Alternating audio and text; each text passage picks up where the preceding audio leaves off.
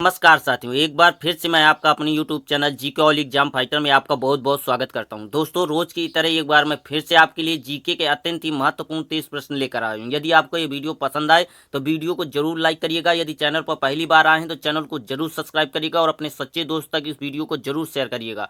दोस्तों, मैं उम्मीद करता हूँ कि आप पूरा वीडियो देखते हुए 30 के 30 प्रश्नों के सही जवाब कमेंट बॉक्स में जरूर देंगे। तो चलिए दोस्तों, जल्दी से हम अपना पहला प्रश्न देख लेते हैं। हमारा पहला प्रश्न है कि नागार्जुन बांध परियोजना का निर्माण किस नदी पर किया गया था।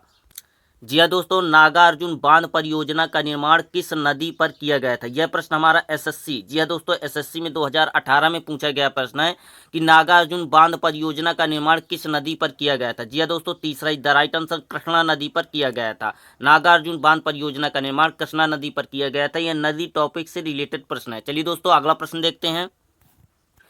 हमारा अगला और दूसरे नंबर का प्रश्न है कि चौरी चौरा कांड के बाद महात्मा गांधी जी ने किस आंदोलन को स्थगित कर दिया था। जी हाँ दोस्तों, बेहद ही इंपॉर्टेंट प्रश्न है और कई बार एग्जाम में यह प्रश्न रिपीट हो चुका है। यह प्रश्न हम आपके लिए एमपीएसआई 2023 के क्वेश्चन पेपर से लेकर आए हैं कि चौरी चौरा कांड के बाद महात्मा गांधी जी ने किस आंदोलन को स्थगित कर दिया था। जी हाँ दोस्तों, असहयोग आंदोलन। दूसरा द राइट आंसर असहयोग आंदोलन को स्थगित कर दिया गया। चलिए दोस्तों, तीसरा प्रश्न देखते हैं। हमारा अगला और तीसरे नंबर का प्रश्न है कि ब्रिटिश कंपनी द्वारा विधवा पुनर्विवाह अधिनियम किस वर्ष पारित किया गया था। जी हाँ दोस्तों, ब्रिटिश कंपनी द्वारा विधवा पुनर्विवाह अधिनियम किस वर्ष पारित किया गया था। बेहद ही इंपॉर्टेंट प्रश्न है और कई बार एग्जाम में यह क्वेश्चन रिपीट हुआ है। मैं आपसे कहता हूं कि आप सबसे पहले रफ कॉपी लीजिए और इस प्रश्न को नोट करिए कि ब्रिटिश कंपनी द्वारा विधवा पुनर्विवाह किस अधिनियम या किस वर्ष पारित किया गया था इस अधिनियम को। जी हाँ दोस्तों, तीसरा द राइट आंसर 1856 में ब्रिटिश कंपनी द्वारा विधवा पुनर्विवाह अधिनियम पारित किया गया था। यह प्रश्न हमारा आरपीएफ में 2018 के क्वेश्चन पेपर में पूछा गया प्रश्न है। हमारा अगला और चौथे नंबर का प्रश्न है कि एफआईआर का फुल फॉर्म क्या होता है। जी हाँ दोस्तों, चौथा बेहद ही इंपॉर्टेंट प्रश्न है। हर एग्जाम की दृष्टि से बेहद ही इंपॉर्टेंट है। कई बार एग्जाम में ये पूछ लिया जाता है और यदि आप एक पढ़ने वाले स्टूडेंट हैं, तैयारी करने वाले स्टूडेंट हैं, तो आपको इसका आंसर मालूम होना चाहिए कि एफआईआर का फुल फॉर्म क्या होता है। जी हाँ दोस्तों, बताइए कि एफआईआर का फुल फॉर्म क्या होता है। जी हाँ दोस्तों, दूसरा the right answer first information report. FIR का फुल फॉर्म होता है फर्स्ट इंफॉर्मेशन रिपोर्ट। चलिए दोस्तों, अगला और पांचवें नंबर का प्रश्न देखते हैं। हमारा अगला और पांचवें नंबर का प्रश्न है कि विश्व मधुमेह दिवस कब मनाया जाता है। जी हाँ दोस्तों, हर एग्जाम में एक या दो क्वेश्चन ऐसे रिपीट होते हैं। आप सबसे पहले दिवस टॉपिक को कंप्लीट करिए। जी हाँ दोस्तों, हमारे यूट्यूब चैनल पर इसका एक वीडियो मिल जाएगा। आप पूरे जितने भी दिवस हैं हमारे वीडियो को देखकर तैयार कर सकते हैं और बताइए कि हर एग्जाम में पूछा जाता है एक प्रश्न दिवस से कि नहीं पूछा जाता। हाँ लिखिए कमेंट बॉक्स में और हर प्रश्न का जवाब, जितने भी प्रश्न के आंसर आपको मालूम है, हर प्रश्न का जवाब कमेंट बॉक्स में जरूर दीजिएगा। विश्व मधुमेह दिवस कब मनाया जाता है बताइए।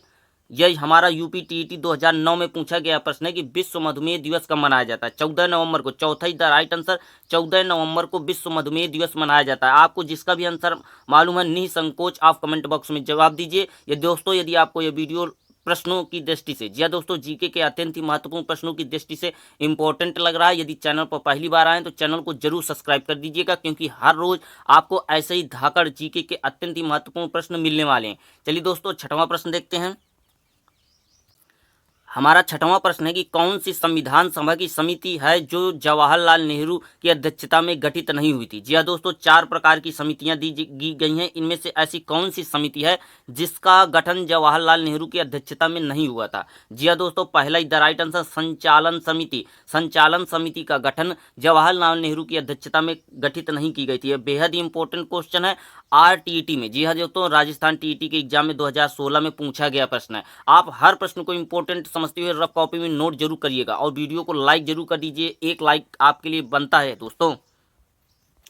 हमारा अगला और 7वें नंबर का प्रश्न है कि हिंदी साहित्य के प्रथम कालखंड को बीजवापन काल का नाम किसने दिया था। जी हाँ दोस्तों, बेहद ही इंपॉर्टेंट है और कई बार एग्जाम का रिपीटेड है। बार बार यह प्रश्न पूछा गया। यह प्रश्न आपके लिए सीबीएसई इंटर के एग्जाम में पूछा गया था। जी हाँ दोस्तों, सीबीएसई बोर्ड द्वारा अपनी 12वीं की एग्जाम में यह प्रश्न पूछा गया था कि हिंदी साहित्य के प्रथम कालखंड को बीजवापन काल का नाम किसने दिया था। बताइए, फटाक से कमेंट करिए। जी हाँ दोस्तों, चौथा द राइट आंसर हजरी प्रसाद द्विवेदी ने हिंदी साहित्य के प्रथम कालखंड को बीजवापन का नाम दिया था। चलिए दोस्तों, अगला प्रश्न देखते हैं।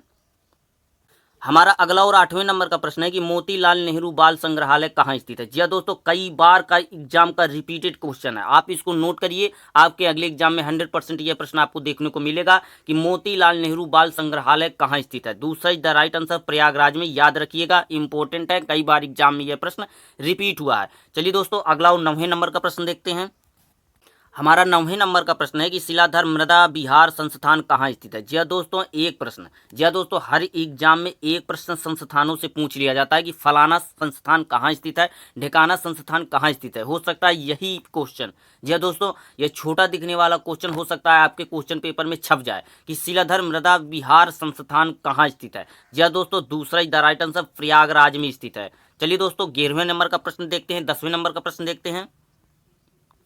हमारा अगला और 10वें नंबर का प्रश्न है कि 1857 के विद्रोह के दौरान भारत के गवर्नर जनरल कौन थे। जी हाँ दोस्तों, कई बार, सैकड़ों बार ये अलग अलग एग्जामों में यह प्रश्न पूछा गया है और संविधान से रिलेटेड प्रश्न है। कई बार आपको यह एग्जाम में मिला भी होगा, आपको इसका आंसर मालूम भी होगा, तो फटाक से कमेंट करके बताइए। जी हाँ दोस्तों, कमेंट करिए फटाक से कि 1857 के विद्रोह के दौरान भारत के गवर्नर जनरल कौन थे। जी हाँ दोस्तों, तीसरा is the right answer Lord Canning. आपको हर प्रश्न का जवाब कमेंट बॉक्स में देना है। यदि आपको ये वीडियो पसंद आ रहा है तो वीडियो को एक लाइक कर दीजिए। यदि चैनल पर पहली बार आए हैं, आपको लगता है कि यह एग्जाम की दृष्टि से बेहद ही महत्वपूर्ण चैनल है, तो चैनल को जरूर सब्सक्राइब करिएगा। चलिए दोस्तों, अगला प्रश्न देखते हैं।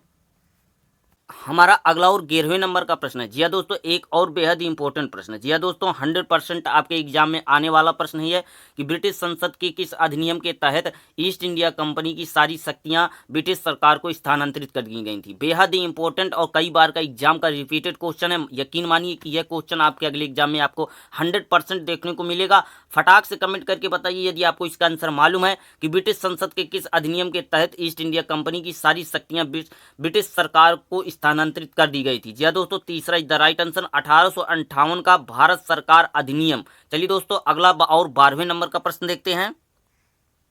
हमारा अगला और 12वें नंबर का प्रश्न छोटा है। जी हाँ दोस्तों, ऑस्ट्रेलिया की मुद्रा कौन सी है। बेहद ही छोटा प्रश्न है, लेकिन कई बार एग्जाम में ऐसे प्रश्न पूछ लिए जाते हैं, विदेशों की मुद्राएं या विदेशों के राष्ट्रीय पशु या विदेशों के राष्ट्रीय खेल, ऐसे प्रश्न एग्जाम में पूछ लिए जाते हैं। तो ये तीनों टॉपिक आप कंप्लीट रखिए, विदेशी मुद्रा, विदेशी राष्ट्रीय पशु और विदेशी राष्ट्रीय खेल, इन तीनों टॉपिक को कंप्लीट रखिए और इसका आंसर दीजिए कि ऑस्ट्रेलिया की मुद्रा कौन सी है। जी हाँ दोस्तों, तीसरा is the right answer dollar. Australia की मुद्रा डॉलर है। एक और परीक्षा की दृष्टि से बेहद ही इंपॉर्टेंट प्रश्न। जी हाँ दोस्तों, 13वें नंबर का परीक्षा की दृष्टि से बेहद ही इंपॉर्टेंट प्रश्न है। यह प्रश्न हमारा दिल्ली पुलिस 2018 के क्वेश्चन पेपर में पूछा भी गया था, तो इसलिए आप इस प्रश्न को नोट जरूर कर लीजिएगा। हो सकता है यही प्रश्न आपके अगले एग्जाम में छप जाए कि भारत सरकार द्वारा प्रथम परिसीमन आयोग किस वर्ष गठित किया गया था। बताइए कि भारत सरकार द्वारा प्रथम परिसीमन आयोग किस वर्ष गठित किया गया था। बेहद ही इंपॉर्टेंट है, कमेंट में जवाब दीजिए। तीसरा इज द राइट आंसर 1952 ईस्वी में भारत सरकार द्वारा प्रथम परिसीमन आयोग वो गठित किया गया था। यह हमारा प्रश्न दिल्ली पुलिस 2018 के क्वेश्चन पेपर में पूछा गया प्रश्न है।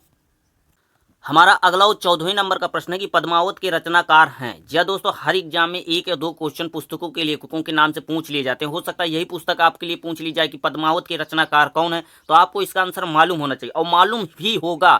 जी हाँ दोस्तों, 10वीं से यह प्रश्न याद करा दिया जाता है, आपको मालूम भी होगा, इसलिए हमारे लिए एक फटाक से इसको कमेंट करके बताइए। जी हाँ दोस्तों, चौथा is the right answer Malik Mohammad Jayasi. Malik Mohammad Jayasi Padmavat के रचनाकार हैं। हमारा अगला और 15वें नंबर का प्रश्न है कि उत्तर प्रदेश द्वारा राज्य निर्वाचन आयोग का मुख्यालय किस जिले में स्थित है। बेहद ही इंपॉर्टेंट प्रश्न है और कई बार यह प्रश्न एग्जाम से रिपीट होता है, क्योंकि उत्तर प्रदेश भारत का सबसे बड़ा प्रदेश है। अधिकतर 2 या 4 क्वेश्चन उत्तर प्रदेश से हर स्टेट में पूछ लिए जाते हैं। कोई भी ऐसा स्टेट नहीं है जिसमें उत्तर प्रदेश स्टेट से 1 या 2 क्वेश्चन लेकर बार बार पूछे ना जाते हों। तो उत्तर प्रदेश राज्य निर्वाचन आयोग का मुख्यालय किस जिले में स्थित है, बताइए, कमेंट करिए इसका जवाब। जी हाँ दोस्तों, दूसरा is the right answer Lucknow. Uttar Pradesh राज्य निर्वाचन आयोग का मुख्यालय किस जिले में स्थित है, लखनऊ में स्थित है। चलिए दोस्तों, अगला और 16वें नंबर का प्रश्न देखते हैं। हमारा अगला और 16वें नंबर का प्रश्न है कि विश्व स्वास्थ्य संगठन का मुख्यालय कहाँ स्थित है। जी हाँ दोस्तों, एक और बेहद ही इंपॉर्टेंट क्वेश्चन मिला। जी हाँ दोस्तों, बार बार एग्जाम का रिपीटेड और बेहद ही इंपॉर्टेंट क्वेश्चन मिला है ये कि विश्व स्वास्थ्य संगठन का मुख्यालय कहाँ स्थित है। जी हाँ दोस्तों, जिनेवा। तीसरा इज द राइट आंसर विश्व स्वास्थ्य संगठन का मुख्यालय जिनेवा में स्थित है। दोस्तों, आपने अब तक वीडियो को लाइक नहीं किया तो लाइक कर दीजिए। यदि चैनल को पहली बार आए हैं, आपको इंपॉर्टेंट लगे एग्जाम की दृष्टि से ये चैनल, तो चैनल को जरूर सब्सक्राइब कर लीजिएगा। हमारा अगला और 17वें नंबर का प्रश्न है कि भारतीय संविधान का निम्नलिखित में से कौन सा अनुच्छेद पंचायतों के चुनाव से संबंधित है। जी हाँ दोस्तों, बेहद ही इंपॉर्टेंट प्रश्न है। पंचायत के चुनाव आने भी वाले हैं, यह एग्जाम की दृष्टि से बेहद ही इंपॉर्टेंट है क्योंकि संविधान से रिलेटेड प्रश्न है। हर एग्जाम में एक या दो क्वेश्चन संविधान से पूछे जाते हैं। हो सकता है यही प्रश्न आपके एग्जाम में छप जाए संविधान के टॉपिक से बनकर कि भारतीय संविधान का निम्नलिखित में से कौन सा अनुच्छेद पंचायतों के चुनाव से संबंधित है। यह हमारा प्रश्न यूपी पुलिस 2018 के क्वेश्चन पेपर में पूछा भी गया था। जी दोस्तों, पहला इज द राइट आंसर अनुच्छेद 243 का भारतीय संविधान का निम्नलिखित में से कौन सा अनुच्छेद है जो पंचायतों के चुनाव से संबंधित है। तो आपको जवाब देना है अनुच्छेद 243 का। हमारा अगला और 18वें नंबर का प्रश्न है कि प्रथम राज्य भाषा आयोग के अध्यक्ष कौन थे। जी दोस्तों, कई बार एग्जाम में यह प्रश्न रिपीट हुआ है कि प्रथम राज्य भाषा आयोग के अध्यक्ष कौन थे। तो तीसरा is the right answer V G Kher. आप फटाक से कमेंट करके दीजिएगा हर जवाब जो आपको क्वेश्चन का आंसर मालूम है, आप उसमें निसंदेह बिना देर किए फटाक से कमेंट कर दीजिए। हमारा अगला और 19वें नंबर का प्रश्न है कि भक्ति काल को हिंदी साहित्य का स्वर्ण युग किसने कहा। जी दोस्तों, बेहद ही इंपॉर्टेंट प्रश्न है। यह हमारा प्रश्न वीडियो 2018 के क्वेश्चन पेपर में रिपीट हुआ था। इंपॉर्टेंट है, इसलिए आप हर क्वेश्चन को नोट करिए। यदि आपको इसका आंसर मालूम है तो फटाक से कमेंट करके बताइए कि भक्ति काल को हिंदी साहित्य का स्वर्ण युग किसने कहा। जी हाँ दोस्तों, इन चारों में से किसने भक्ति काल को स्वर्ण युग के नाम से जाना है या स्वर्ण युग की उपाधि दी है, बताइए किसने कहा है कि भक्ति काल को हिंदी साहित्य का स्वर्ण युग कहा गया है। जय दोस्तों, चौथा the right answer George Grierson ने भक्ति काल को स्वर्ण युग कहा है। हमारा अगला और 20वें नंबर का प्रश्न है कि शहर शब्द में कौन सी संज्ञा है। जी दोस्तों, कई बार का एग्जाम का रिपीटेड क्वेश्चन है, इसलिए हमने इस वीडियो में इस क्वेश्चन को रखा है कि शहर शब्द में कौन सी संज्ञा है, बताइए। जय दोस्तों, तीसरा द राइट आंसर शहर शब्द में जातिवाचक संज्ञा है। हमारा अगला और 21वें नंबर का प्रश्न है कि केंद्रीय हिंदी निर्देशालय का मुख्यालय कहाँ स्थित है। जी दोस्तों, यह बेहद ही इंपॉर्टेंट प्रश्न है। यह हमारा प्रश्न यूपीएसआई में, जी दोस्तों, यूपीएसआई में कई बार यह प्रश्न रिपीट हो चुका है कि केंद्रीय हिंदी निर्देशालय का मुख्यालय कहाँ स्थित है। आप इसका फटाक से कमेंट करके जवाब दीजिए कि केंद्रीय हिंदी निर्देशालय का मुख्यालय कहाँ स्थित है। जी दोस्तों, पहला इज द राइट आंसर नई दिल्ली में स्थित है। चलिए दोस्तों, अगला और 22वें नंबर का प्रश्न देखते हैं। हमारा 22वें नंबर का प्रश्न है कि उत्तर प्रदेश में दिया सलाई उद्योग का मुख्यालय केंद्र कौन सा है। जी दोस्तों, उत्तर प्रदेश में दिया सलाई उद्योग का प्रमुख केंद्र कौन सा है। यह प्रश्न हमारा एसएससी सीजीएल में 2009 में पूछा गया था कि उत्तर प्रदेश में जो दिया सलाई उद्योग है उसका प्रमुख केंद्र कौन सा है। आप फटाक से इसका जवाब दीजिए, बेहद ही इंपॉर्टेंट क्वेश्चन है ये। तीसरा is the right answer Bareilly. Uttar Pradesh में दिया सलाई उद्योग का प्रमुख केंद्र बरेली है। चलिए दोस्तों, 23वें नंबर का प्रश्न देखते हैं। हमारा अगला 23वें नंबर का प्रश्न, ये देखिए एक और बेहद ही इंपॉर्टेंट प्रश्न, इसको आप नोट करिए तुरंत। आप रफ कॉपी में इस क्वेश्चन को नोट करिए। यह प्रश्न हमारा एमपीएसआई 2022 में भी रिपीट हो चुका है कि भारत सरकार अधिनियम 1935 जब पारित किया गया था तब भारत का वायसराय कौन था। जी हाँ दोस्तों, बार बार प्रश्न को पढ़िए, इसके बाद कमेंट बॉक्स में इसका जवाब दीजिए कि भारत सरकार अधिनियम 1935 जब पारित किया गया था तब भारत का वायसराय कौन था। जी हाँ दोस्तों, तीसरा is the right answer Lord Willingdon. जी हाँ दोस्तों, तीसरा इज द राइट आंसर। चलिए दोस्तों, अगला प्रश्न देखते हैं। हमारा अगला और 24वें नंबर का प्रश्न है कि पुरानी मुद्रा को समाप्त कर इसके स्थान पर नई मुद्रा जारी करने की कार्यवाही क्या कहलाती है। बेहद ही इंपॉर्टेंट प्रश्न है। जी हाँ दोस्तों, बेहद ही इंपॉर्टेंट प्रश्न, जितने भी स्टूडेंट हमारे तैयारी करने वाले हैं उनके लिए यह प्रश्न बेहद ही इंपॉर्टेंट है। खासकर जो बैंक की तैयारी कर रहे हैं उनके लिए तो यह प्रश्न बेहद ही रामबाण साबित होने वाला है कि पुरानी मुद्रा को समाप्त कर उसके स्थान पर नई मुद्रा जारी करने की कार्यवाही क्या कहलाती है। तीसरा इज द राइट आंसर विमुद्रीकरण। इस क्वेश्चन को नोट कर लीजिएगा। यह प्रश्न हमारा एसएससी सीजीएल 2018 के क्वेश्चन पेपर में पूछा गया था। विमुद्रीकरण कहलाता है पुरानी योजना को समाप्त कर, मुद्रा को समाप्त कर उसके स्थान पर नई मुद्रा को जारी करना। चलिए दोस्तों, 25वें नंबर का प्रश्न देखते हैं। हमारा अगला और 25वें नंबर का प्रश्न है कि भारत की जनसंख्या के इतिहास में किस अवधि को स्थिर अवस्था कहा जाता है। जी हाँ दोस्तों, जनसंख्या की दृष्टि से किस अवस्था को स्थिर अवस्था कहा जाता है। यह प्रश्न बेहद ही इंपॉर्टेंट है। आपके एग्जाम की दृष्टि से यह प्रश्न हम लेकर आए हैं, इसलिए हमने इस प्रश्न को इंपॉर्टेंट किया है कि भारत की जनसंख्या के इतिहास में किस अवधि को स्थिर अवस्था कहा जाता है। बताइए ऐसी कौन सी समय अवधि है जिसे स्थिर अवस्था के नाम से जाना जाता है। जी हाँ दोस्तों, पहला इज द राइट आंसर 1901 से 1921 तक की समय अवधि को जनसंख्या की इतिहास की दृष्टि से स्थिर अवस्था काल कहा जाता है। बेहद ही इंपॉर्टेंट प्रश्न है। यदि आपको प्रश्न इंपॉर्टेंट लग रहे हैं, पहली बार चैनल पर आए तो सब्सक्राइब कर लीजिएगा और हमारी मेहनत के लिए एक लाइक जरूर कर दीजिएगा। हमारा अगला और 26वें नंबर का प्रश्न है कि किस शहर को भारत की इलेक्ट्रॉनिक राजधानी के रूप में जाना जाता है। जी हाँ दोस्तों, इसका आंसर सभी को मालूम होगा। फटाक से कमेंट करके बताइए कि किस शहर को भारत की इलेक्ट्रॉनिक राजधानी के रूप में जाना जाता है। इसका जवाब मैं नहीं दूंगा, जितने भी भाई बहन हमारी ये वीडियो देख रहे हैं वो लोग सभी लोग कमेंट करके इसका जवाब दें कि ऐसा कौन सा शहर है भारत का जिसे इलेक्ट्रॉनिक राजधानी के रूप में जाना जाता है। चलिए दोस्तों, हम अपना अगला प्रश्न देखते हैं। इसका जवाब आप कमेंट बॉक्स में जरूर दीजिएगा। हमारा अगला और 27वें नंबर का प्रश्न है कि किस देश को साम्राज्यों का कब्रिस्तान कहा जाता है। जी हाँ दोस्तों, कई बार ये प्रश्न, जी हाँ दोस्तों, कई बार ये एग्जाम में रिपीट हुआ है क्वेश्चन कि किस देश को साम्राज्यों का कब्रिस्तान कहा जाता है। बताइए, बांग्लादेश को, पाकिस्तान को, नेपाल को या अफगानिस्तान को, किस देश को साम्राज्यों का कब्रिस्तान कहा जाता है। चौथा is the right answer, Afghanistan को साम्राज्यों का कब्रिस्तान कहा जाता है। चलिए दोस्तों, अगला और 28वें नंबर का प्रश्न देखते हैं। हमारा अगला और 28वें नंबर का प्रश्न है कि सीमा शास्त्री समझौते पर कब हस्ताक्षर किए गए थे। जी हाँ दोस्तों, बेहद ही इंपॉर्टेंट प्रश्न है। ऐसे एग्जाम में प्रश्न कई बार रिपीट हो जाते हैं। जी हाँ दोस्तों, ऐसे एग्जाम में प्रश्न कई बार बार रिपीट हो जाते हैं कि सीमा शास्त्री समझौते पर कब हस्ताक्षर किए गए थे। दूसरा इज द राइट आंसर, 1964 में हस्ताक्षर किए गए थे। हमारा 29वें नंबर का प्रश्न है।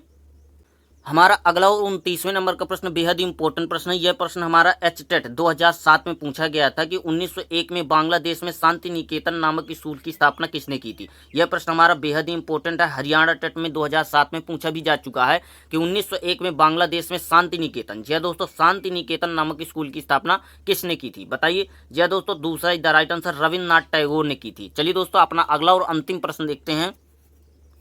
हमारा अगला और अंतिम नंबर का 30वें नंबर का प्रश्न है कि किस राज्य में सबसे पहले देवनागरी लिपि का प्रयोग हुआ था। इसका जवाब आपको मालूम होना चाहिए। जी हाँ दोस्तों, यदि आप हिंदुस्तान में रहते हैं तो इसका जवाब तो आपको मालूम ही होना चाहिए कि किस राज्य में सबसे पहले देवनागरी लिपि का प्रयोग हुआ था, यानी हिंदी का प्रयोग हुआ था। क्योंकि हिंदी की भाषा लिखित में कौन सी है, देवनागरी है। बताइए, देवनागरी लिपि है हिंदी की, कि किस राज्य में सबसे पहले देवनागरी लिपि का प्रयोग हुआ था। तो तीसरा is the right answer, Gujarat का।